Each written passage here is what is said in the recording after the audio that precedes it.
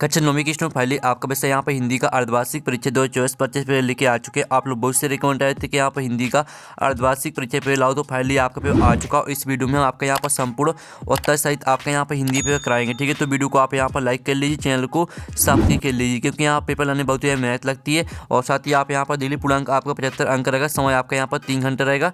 और साथ ही आप यहाँ पढ़ सकते हैं अर्धवार्षिक परीक्षा 2024-25 कक्षा 9वीं विषय हिंदी। ठीक है, तो फाइनली आपका हिंदी पे आ चुका है। और आपके यहाँ पर निर्देश आते हैं सभी प्रश्न अनिवार्य। फिर आपका दूसरा आता है प्रत्येक प्रश्न के लिए आवंटित अंक उनके सम्मुख अंकित है। फिर आपका तीसरा आता है प्रश्न क्रमांक 1 से 5 तक 30 वस्तुनिष्ठ प्रश्न है और प्रत्येक उप प्रश्न पर 1 अंक निर्धारित है। ठीक है, आपके यहाँ पर निर्देश आते हैं तो आप निर्देश पढ़ लीजिएगा। तो चलिए स्टूडेंट, जो आपका यहाँ पर हिंदी पेपर वो देख लेते हैं। तो आपका यहाँ पर थोड़ा जूम करके दिखाते हैं जिससे आप यहाँ पर अच्छी तरह देख पाएंगे। ठीक है, तो आप यहाँ पर देख सकते हैं। ठीक है स्टूडेंट, सही विकल्प का चयन कर लिखिए जो कि आपके 6 नंबर के रहेंगे। तो पहला था हिंदी साहित्य का सर्वाधिक लोकप्रिय महाकाव्य है, तो आपका था 15 नंबर बाता पृथ्वीराज रासो और साथ आपका साकेत और दाता रामचरितमानस। तो जो आपके यहाँ पर दिया गया हिंदी साहित्य का सर्वाधिक लोकप्रिय महाकाव्य है, तो इसका जो राइट आंसर रहेगा वो आपका रामचरितमानस हो जाएगा। ठीक है, तो आपको पहले ही पता होगा जो आपका रामचरितमानस है वो हिंदी साहित्य का सर्वाधिक लोकप्रिय महाकाव्य है। फिर आपका यहाँ पर दूसरा आता है मेघ आय किसकी रचना है, तो आपका था महादेव वर्मा, बाता सर्वेश्वर दयाल सक्सेना और साथ आपका सुमतानंद पंत और दाता आपका राजेश जोशी। तो जो आपके यहाँ पर दिया गया मेघ आय किसकी रचना है, तो इसका राइट आंसर आपका बा हो जाएगा सर्वेश्वर दयाल सक्सेना। ठीक है, फिर आपके यहाँ पर तीसरा आता है, तो तीसरा देख लीजिए कामायनी है। तो आपको बताना है कि कामायनी क्या है, महाकाव्य है, खंड काव्य है, मुक्तक काव्य है, दृश्य काव्य है। तो जो आपकी कामायनी है वो आपकी यहाँ पर महाकाव्य है। ठीक है, तो महाकाव्य आपका राइट आंसर रहेगा तीसरे का। तो आपको यहाँ पर अच्छे से यहाँ पर ठीक है याद करते जाना और इस वीडियो को आपको अपने दोस्तों तक भी शेयर करना है। ठीक है, तो इस वीडियो को अपने दोस्तों तक भी शेयर कर दीजिएगा। अब चलिए आपका चौथा आता काजी हौस का चौकीदार लालटेन लेकर आता था। ठीक है, खाना देने और बाता पानी देने और साता मारने और दाता हाजिरी लेने। तो जो आपके यहाँ पर दिया काजी हौस का चौकीदार लालटेन लेकर आता था, तो इसका राइट आंसर आपका दा हो जाएगा हाजिरी लेने। फिर आपका जो यहाँ पर पाँचवा आता है, तो पांचवा देख लीजिए समास के प्रकार हैं। तो आपका इसका अवसान आता है 2, बात आपका 3 और सात आपका 6 और दाता 4। तो जो आपके यहाँ पर दिया गया समास के प्रकार है, तो जो समास के प्रकार होते हैं वो 6 होते हैं। तो 6 आपका यहाँ पर राइट आंसर रहेगा। ठीक है, फिर आपका जो यहाँ पर 6वां आता है इस जल प्रलय में पाठ की विधा है। तो जो आपके यहाँ पर दिया गया इस जल प्रलय में आपको बताना पाठ की कौन सी विधा है, तो आपका था कहानी, बात आपका रिपोर्टाज और साथ आपको उपन्यास और दाता नाटक। तो यहाँ पर इस जल प्रलय में पाठ की जो विधा रहेगी वो आपकी रिपोर्टाज रहेगी। तो रिपोर्टाज आपका यहाँ पर राइट आंसर हो जाएगा। ठीक है, तो इस तरह से जो आपके 6 नंबर के सही विकल्प वो कंप्लीट हो जाते हैं, आपने अच्छे से याद कर लिए होंगे। अब आपका प्रश्न 2 आता है रिक्त स्थान में पूर्ति कर लिखिए जो कि आपके 6 नंबर के रहेंगे। तो पहला था कैदी और कोयल दोनों ही देश की वासी हैं। तो यहाँ पर कैदी और कोयल दोनों ही आपकी गुलाम देश की वासी हैं। ठीक है, तो गुलाम आपका राइट आंसर रहेगा। फिर आपके यहाँ पर दूसरा आता छंद के अंतिम वर्णों की आवृत्ति डॉट डॉट कहलाती है। तो यहाँ पर छंद के अंतिम वर्णों की आवृत्ति तुक कहलाती है। तुक आपका यहाँ पर राइट आंसर हो जाएगा। फिर आप यहाँ पर धीरे करुण रस का स्थायी भाव डॉट डॉट होता है।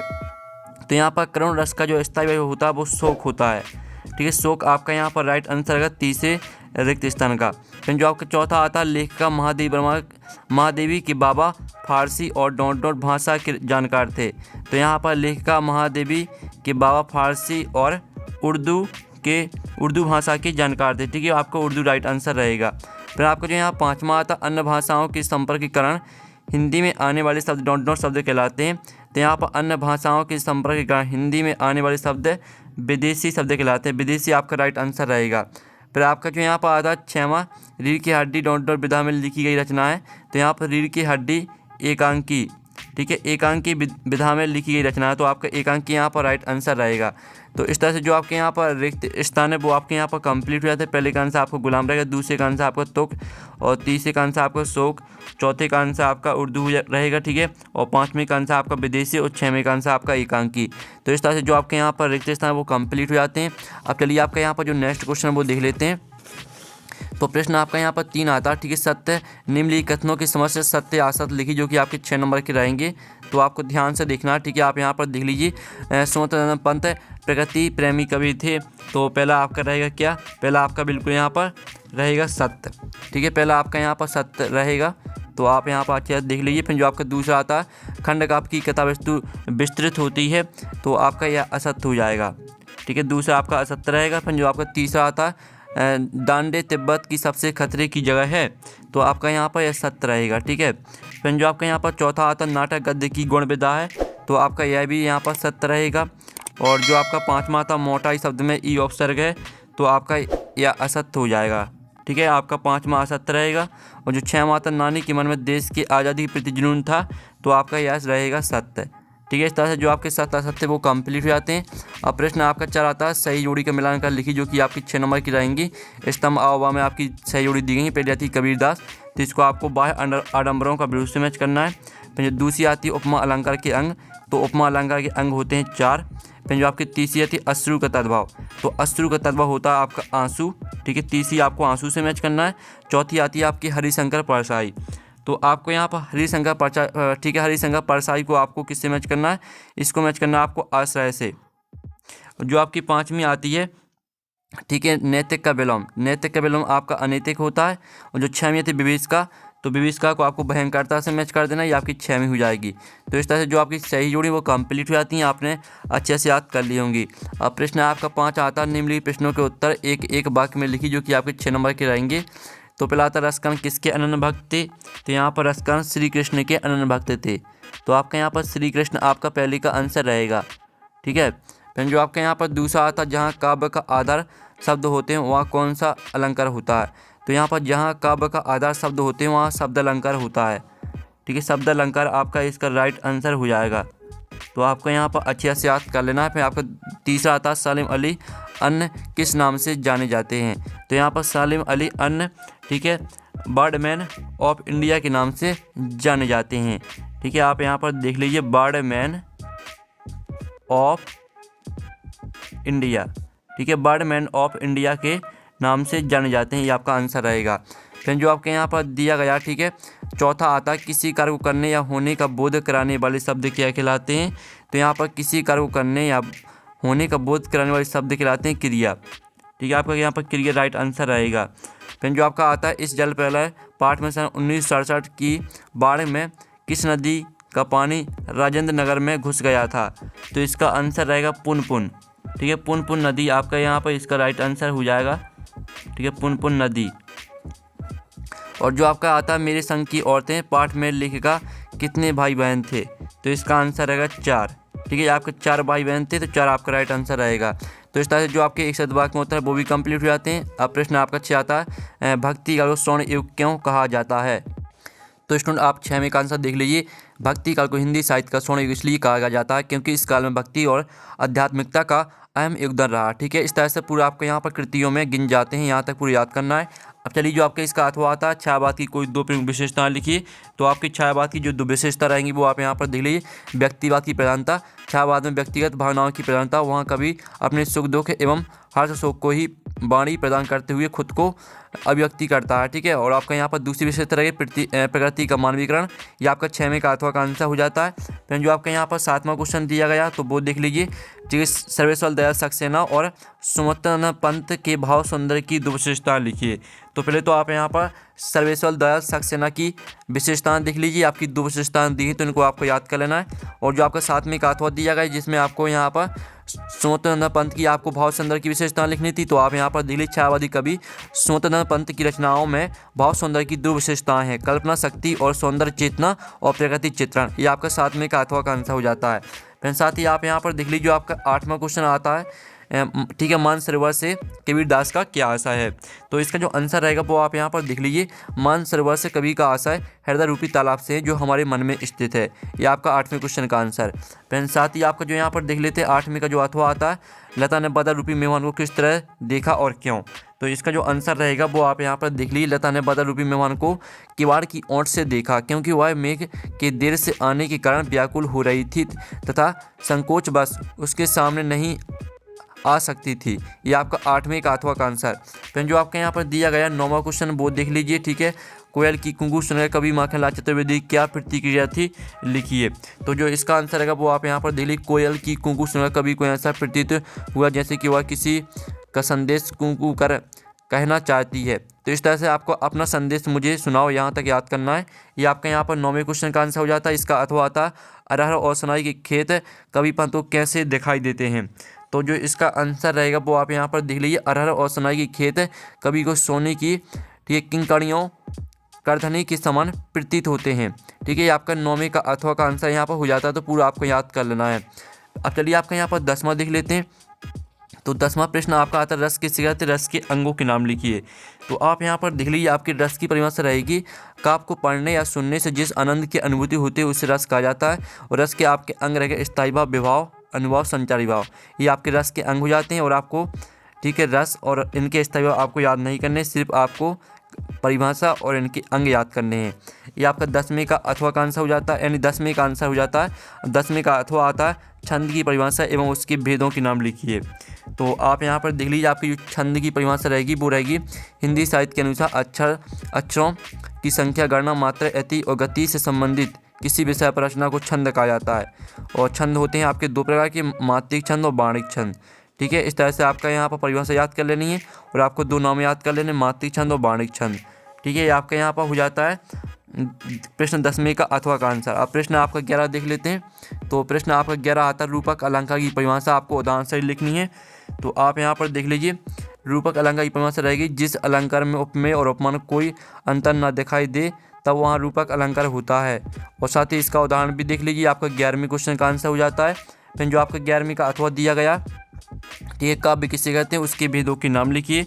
तो इसका जो आंसर रहेगा वो आप यहाँ पर देख लीजिए, काव्य वाक्यों का ऐसा समूह होता है जिसमें चुने हुए शब्दों के जरिए मनोवेगों और कल्पनाओं का प्रभाव डाला जाता है। काव्य के 2 मुख्य भेद होते हैं, दृश्य काव्य और श्रव्य काव्य। ये आपका 11वीं का अथवा का आंसर। फिर जो आपके यहाँ पर 12वां आता है, ठीक है, 12वां प्रश्न आप यहाँ पर देख लीजिए। ठीक है, 12वां प्रश्न आता है, कहानी विधा का संक्षिप्त परिचय लिखिए। तो जो इसका आंसर रहेगा वो आप यहाँ पर देख लीजिए, कहानी विधा में जीवन में किसी एक अंश अथवा प्रसंग का वर्णन मिलता है। कहानी अपने प्रारंभिक काल से ही सामाजिक बोध को व्यक्त करती हैं। समाज के बदलते मूलों, विचारों और दर्शन ने सदैव कहानियों को प्रभावित किया है। इस तरह से पूरा आपको यहाँ पर आसानी से, ठीक है, पा सकते हैं। यहाँ तक याद करना है, आपका 12वें क्वेश्चन का आंसर। और जो आपका 12वीं का अथवा आता है, एक अंक की विधा की कोई 2 विशेषताएं लिखिए। तो आप यहाँ पर देख लीजिए, आपकी एक अंक की विधा की 2 विशेषताएं। ठीक है, एक अंक वाले नाटक को एक अंकी कहते हैं और दूसरी रहेगी एक अंकी आकार में छोटी होती है, यह लगभग आधे घंटे में समाप्त हो जाती है। ये आपका 12वीं का अथवा का आंसर। फिर जो आपके यहाँ पर 13वां प्रश्न दिया गया वो आप यहाँ पर देख लीजिए। 13वां प्रश्न आता है, ठीक है, राहुल, ठीक है, आप यहाँ पढ़ लीजिए, राहुल संकृत्यान अथवा हरिशंकर परसाई की आपको भाषा शैली की 2 विशेषताएं लिखनी है। तो जो आपके यहाँ पर दिया हरिशंकर परसाई, तो इनकी जो भाषा शैली की विशेषताएं वो देख लेते हैं। ठीक है, तो आप यहाँ पर देख लीजिए, आपका 13वें का अथवा का आंसर, जो कि आपकी हरिशंकर परसाई की भाषा शैली की विशेषताएं हैं। 2 विशेषताएं दी हैं, तो इनको आपको याद कर लेना है। ये आपका 13वें का अथवा का आंसर। फिर जो आपके यहाँ पर दिया गया 14वां, 2 बैलों की कथा पाठ में बैलों के माध्यम से कौन कौन सी नीति विषयक मूल्य उभर कर आए लिखिए। तो जो इसका आंसर रहेगा वो आप यहाँ पर देख लीजिए। इसका आंसर रहेगा ये आपका, ठीक है, 2 पॉइंट दिए हैं, दोनों पॉइंटों को याद कर लेना। ये आपका 14वें क्वेश्चन का आंसर हो जाता है। फिर आपका यहाँ पर देख लेते हैं इसका अथवा, तिब्बत यात्रा के दौरान लेखक राहुल, ठीक है, आप यहाँ पर दिल्ली संकृत्या है ना को किन कठिनाइयों का सामना करना पड़ा लिखिए। तो जो इसका आंसर रहेगा वो आप यहाँ पर देख लीजिए। ये आपकी यहाँ पर, ठीक है, निम्नलिखित कठिनाइयों का सामना करना पड़ा। आपकी पहली कठिनाई, दूसरी, तीसरी, चौथी, चारों कठिनाइयों को आपको याद कर लेना है। ठीक है, ये आपका 14वें क्वेश्चन का अथवा का आंसर हो जाता है। फिर आप यहाँ पर देख लीजिए, आपका 15वां क्वेश्चन आता है। तो 15वां क्वेश्चन देख लीजिए, महादेवी वर्मा उर्दू फारसी क्यों नहीं सीख पाई लिखिए। ठीक है, तो इसका जो आंसर रहेगा वो आप यहाँ पर देख लीजिए। लेखिका महादेवी वर्मा के बाबा उन्हें उर्दू फारसी के विशेष जानकार थे। वे महादेवी वर्मा को भी उर्दू फारसी सिखाना चाहते थे, परंतु उनकी यह सब सीखने में कोई रुचि नहीं थी। तो इस तरह से आपको नहीं सीख पाई, यहाँ तक पूरा याद कर लेना है। ये आपका 15वें क्वेश्चन का आंसर हो जाता है। इसका अथवा था, आज की उपभोक्तावादी संस्कृति हमारे दैनिक जीवन को किस प्रकार प्रभावित कर रही हैं। तो जो इसका आंसर रहेगा वो आप यहाँ पर देख लीजिए। आज की उपभोक्तावादी संस्कृति हमारे जीवन पर हावी हो रही हैं। मनुष्य आधुनिक बनने की होड़ में बौद्धिक दास्तां स्वीकार कर रहे हैं और पश्चिम की संस्कृति का अनुकरण किया जा रहा है। और इस तरह से आपके यहाँ पर, ठीक है, हो रहे हैं। यहाँ तक पूरे याद कर लेना है। ये आपका 15वें का अथवा का आंसर हो जाता है। फिर आप यहाँ पर देख लीजिए, आपका जो 16वां प्रश्न आता है, ठीक है, निम्नलिखित मुहावरों का अर्थ लिखते हुए वाक्य का प्रयोग कीजिए। अंधे की लाठी और टेढ़ी खीर होना। तो इनको आपको अर्थ लिखना और वाक्य में प्रयोग करना। तो इनका आंसर आपको खुद करना है, क्योंकि बहुत सरल है। और इसका अथवा था, निपात शब्द क्या है लिखी। तो इसका आंसर आपको खुद करना है, क्योंकि इसे आप खुद कर सकते हो और काफ़ी ईजी है। 17वां आता है, ठीक है, गोलंबर के पास जनसंपर्क की गाड़ी क्या ऐलान कर रही थी।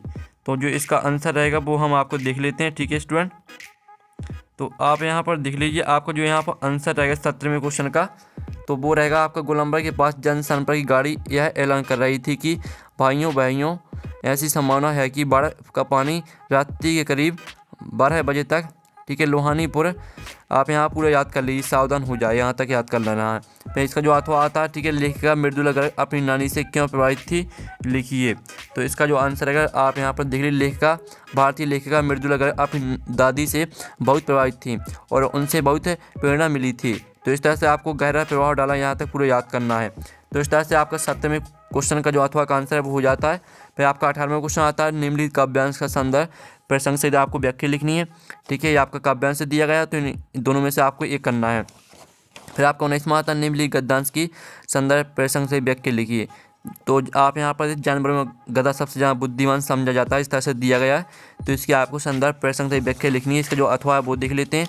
तो अथवा प्रश्न भी आप यहाँ पर देखते हैं, ये भी आपका गद्यांश दिया गया है, तो इसकी भी आपको संदर्भ प्रसंग से व्याख्या लिखनी है। फिर 20वां आता, जल है तो कल है, विषय पर एक अनुच्छेद लिखना है।